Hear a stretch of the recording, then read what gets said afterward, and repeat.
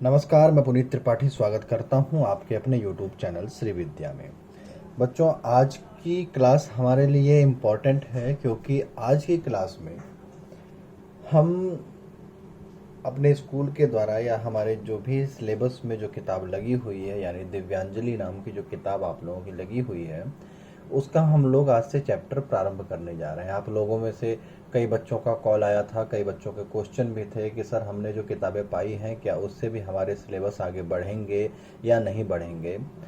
देखिए, आप लोगों का सिलेबस कंप्लीट करना वो तो ज़रूरी है ही, लेकिन आप लोगों का सिलेबस अच्छी तरह से कंप्लीट करना ये ज़्यादा ज़रूरी होता है।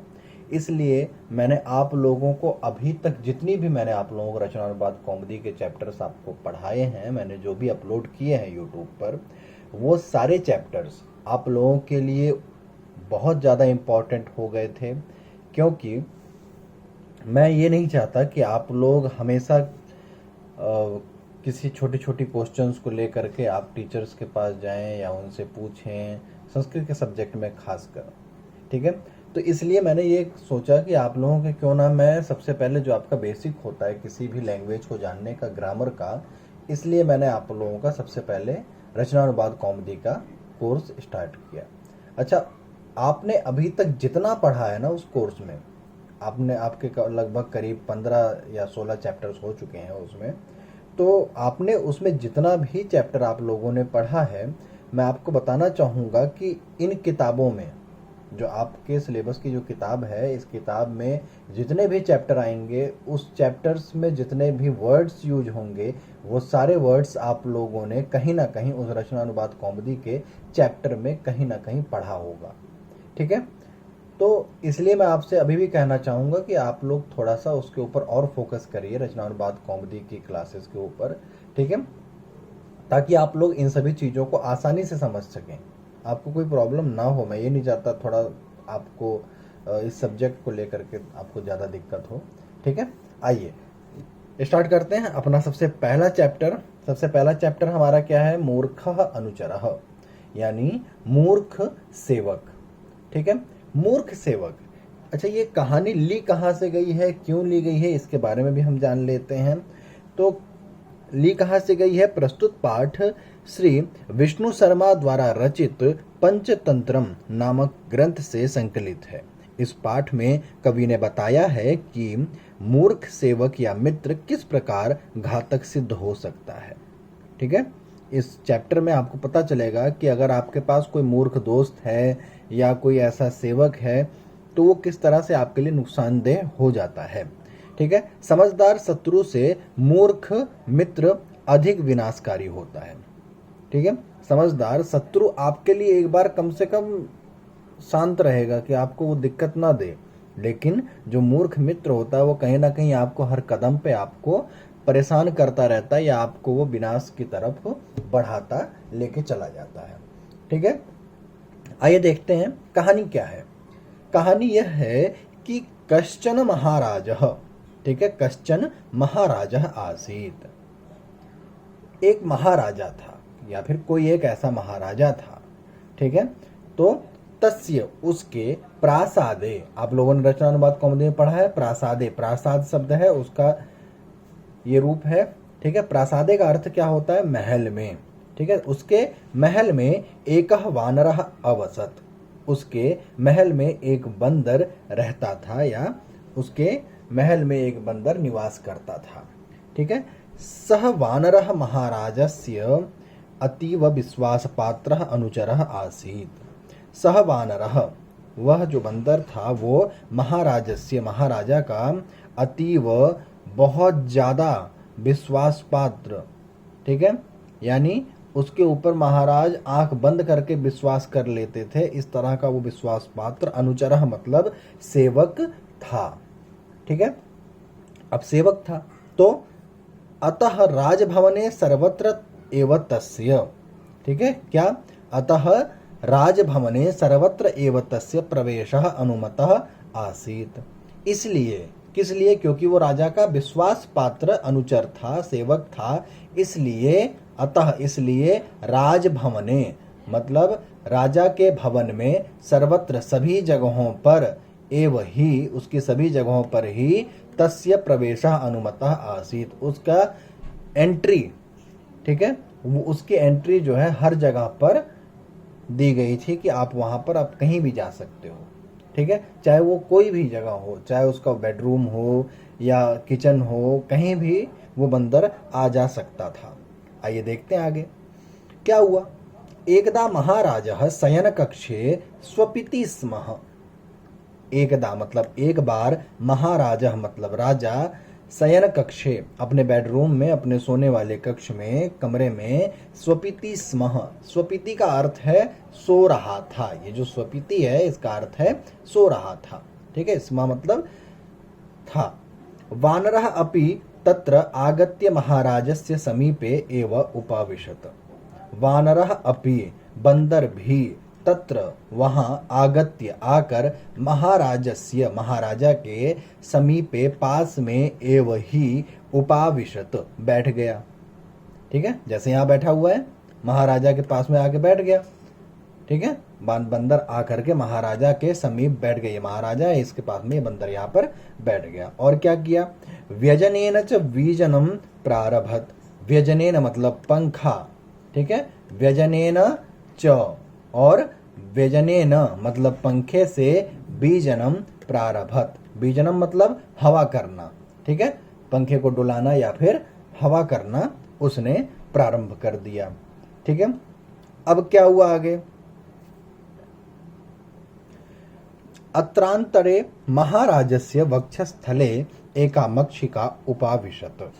अत्रांतरे इसका अर्थ है इसी बीच, ये जो अत्रांतरे है इसका अर्थ है कि इसी बीच, वो राजा सो रहे थे और बंदर पंखा हिला रहा था, हवा कर रहा था, तो इसी बीच क्या हुआ, महाराजस्य वक्षस्थले, महाराज के वक्षस्थल पर यानी चेस्ट पर या फिर छाती पर क्या हुआ, एका मक्षिका, एक मक्खी, मक्षिका का अर्थ है मक्खी, उपाविशत, उपाविशत मतलब बैठ गई, ये देखिए मक्खी बैठी हुई है राजा के छाती पर।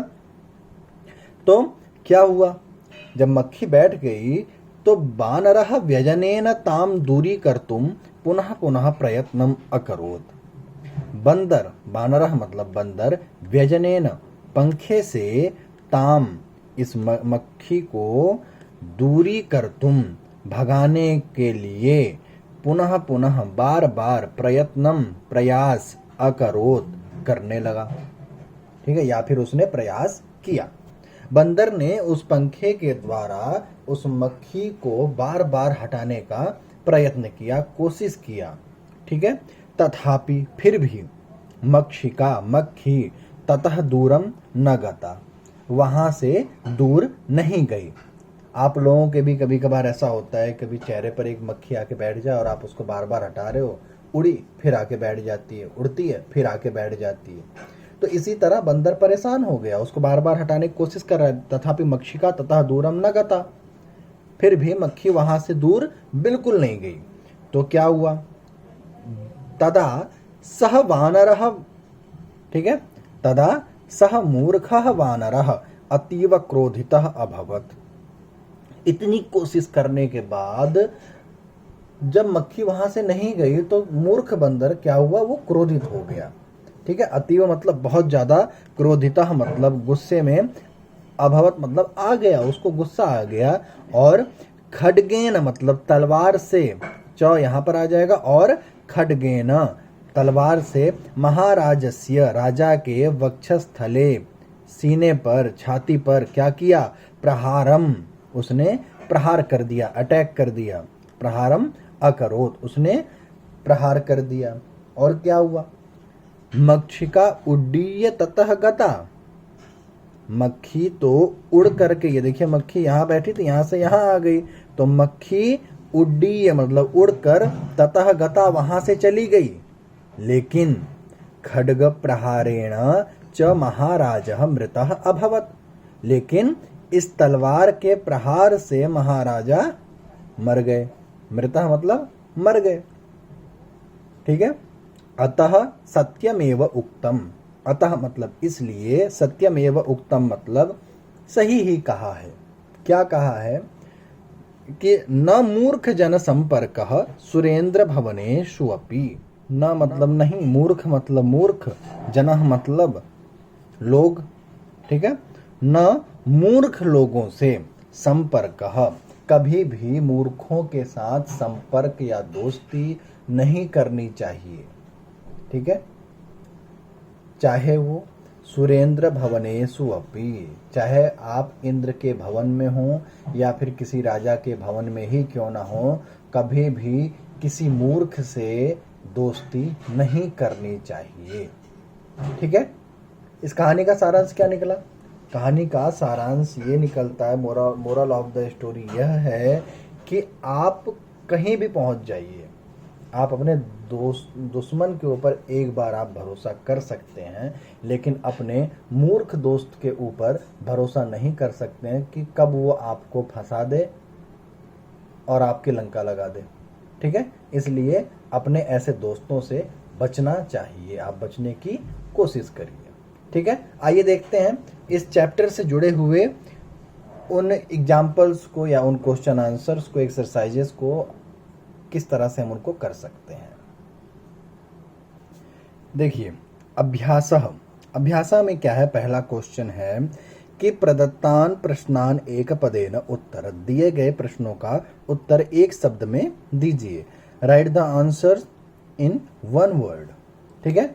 आपको यहाँ पर केवल एक शब्द लिखना है जो इसका आंसर होगा, जैसा कि आप लोग नॉर्मली करते हैं। अगर आपको पूर्ण वाक्य में भी उत्तर देने के लिए कहा जाता है, फिर भी आप लोग एक वाक्य में ही उत्तर दे करके चले जाते हैं, ठीक है। वही चीज आपका पुराना वाला फॉर्मूला यहाँ पर अपनाना है। तो क्या है, महाराजस्य प्रासादे कह अवसत, मतलब क्या है कि राजा के महल में कौन रहता था। सीधा सीधा आंसर है यहाँ पर वानरः, आप यहाँ पर लिख देंगे वानरः, ठीक है। वानरः कस्य विश्वास पात्रः अनुचरः आसीत्, बंदर किसका विश्वास पात्र अनुचर था। तो यहाँ पर साफ साफ लिखेंगे महाराजस्य, महाराज का। महाराजः कुत्र स्वपिति स्मः, शयन कक्ष, महाराज कहाँ पर सो रहे थे, तो अपने शयन कक्ष में, तो यहाँ क्या आ जाएगा शयन कक्ष। वानरः केन वीजनम प्रारभत, बंदर ने किससे हवा करना शुरू कर दिया, तो यहाँ पर क्या आएगा व्यजनेन, व्यजनेन वीजनम प्रारभत। महाराजस्य वक्षस्थले का उपविशत, महाराज के छाती पर कौन बैठा, तो यहाँ पर एका मक्षिका, यह आंसर हो जाएगा, ठीक है। आइए अगला देखते हैं, प्रदत्तान प्रश्नान पूर्णवाक्येन उत्तरत। अब ये मेरी तरफ से दिए जाने वाले प्रश्न हैं जिसके आंसर आप लोग एक शब्दों में लिखते हैं, ठीक है। तो ये इसमें क्या करना है, आपको दिए गए प्रश्नों का उत्तर पूर्ण वाक्य में दीजिए, ठीक है। Answer the following question in complete sentence. तो क्या है क्वेश्चन, क्या है, वानरः शयन कक्षे आगत्य किम अकरोत्, बंदर शयन कक्ष में आकर क्या करने लगा या क्या किया। तो वानरः शयन कक्षे आगत्य व्यजनेन वीजनम प्रारभत, ठीक है। व्यजनेन मतलब पंखे से, वीजनम हवा करना, प्रारभत मतलब शुरू कर दिया, ठीक है। अगला देखिए, वानरः व्यजनेन मक्षिकाम दूरी कर्तुम किम अकरोत्, वानरः व्यजनेन, बंदर ने पंखे से मक्षिका, मक्खी को दूर करने के लिए क्या किया, तो बंदर ने मक्खी को दूर करने के लिए बार बार प्रयास किया, है ना। तो यहाँ क्या लिखेंगे, वानरः व्यजनेन मक्षिकाम दूरी कर्तुम पुनः पुनः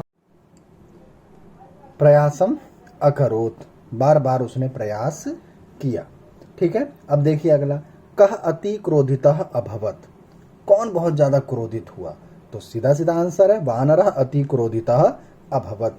अगला देखिए, वानरः कुत्र खड्गेन प्रहारम अकरोत्, बंदर ने कहाँ पर प्रहार किया तलवार से, तो वानरः वक्षस्थले, महाराजस्य वक्षस्थले खड्गेन प्रहारम अकरोत्, क्या हो जाएगा, वानरः महाराजस्य वक्षस्थले खड्गेन प्रहारम अकरोत्। अच्छा, आप लोग अगर नहीं लिख पा रहे हैं आंसर्स को मेरे बोलते हुए, तो आप लोग वीडियो को पीछे करके फिर आप इसको सुनिए और इसका आंसर लिखिए, ठीक है। अगला देखिए क्या दिया है, प्रदत्त पदानि तेषां पर्याय पदैहि सह मेलयत, मतलब दिए गए पदों को उनके पर्यायवाची पदों के साथ मिलाइए। ठीक है, देखिए क्या है पद। पहला है महाराजः, महाराज नृपः, इसका पर्यायवाची क्या है? नृपः। ठीक है, महाराज नृपः। वानरः मर्कटः। ठीक है, क्रोधितः कुपितः, मूर्खः मूढ़ः, प्रासादे हर्म्ये।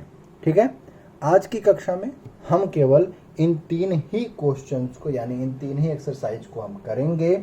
इसके अलावा जो आगे दिए गए हैं उनको हम लोग अगली क्लास में आप लोग उसको करेंगे, अपने आप करेंगे। हम लोग उस चीज़ को लेकर के हम अगली क्लास में डिस्कस करेंगे, हम लोग उस पर चर्चा करेंगे कि क्या वो आपने सही किया है या गलत किया है। ठीक है, चलिए, उम्मीद करता हूँ आपको क्लास अच्छी लगी होगी। अगर क्लास आपको अच्छी लगी, समझ में आई, तो कमेंट सेक्शन में ज़रूर अपने कमेंट करके बताइएगा कि आपको क्लास अच्छी लगी और आपको क्लास उतनी ही समझ में आई जितनी ही अच्छी तरह से मैंने आपको समझाने की कोशिश करी है।